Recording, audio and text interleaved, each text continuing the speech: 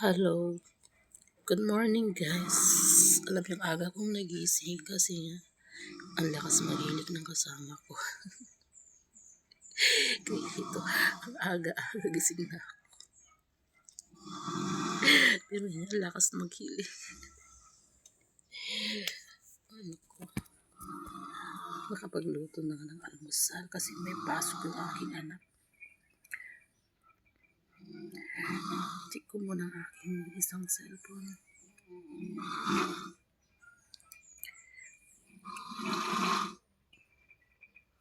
Cellphone muna ako. Bagong gising. Pero, cellphone ang hawak. No? Kailangan cellphone agad ang hawakan ko. Kasi kailangan kong mag-update sa kabilang account ko kung magkano ba or kumusta na ba ang aking isang account. Kung magkano na rin ba ang aking kinita sa loob ng ilang araw. So yun. Kaya paggising ko, update ako palagi sa isang account. So ganun lang yun guys.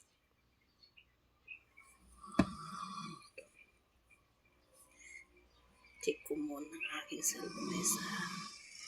Check ko kung magkano na ang aking kinita sa loob na ang pitsa na ba ngayon? Okay. Oh, Friday the 13 pala ngayon, guys. So, ito i-check ko kung magkano na ba ang aking kinita sa loob ng 13 days. I-check ko.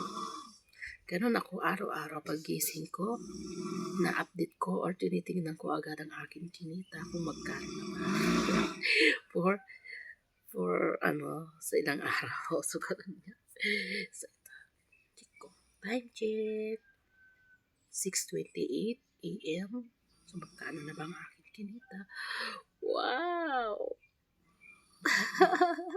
Mapapawaw na lang ako kasi nga naman, kita nyo?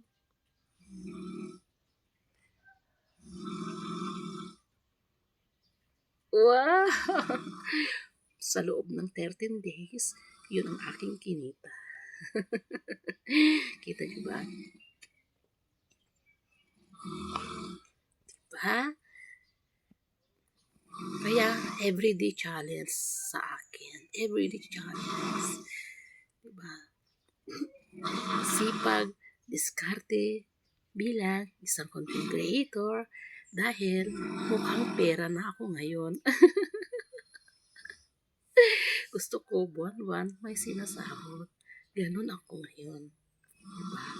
Okay lang na magmukhang pera. Simula nung sumasahod na ako bilang isang content creator, mukhang pera na talaga ako. So, ganun lang yun. That's life, di ba?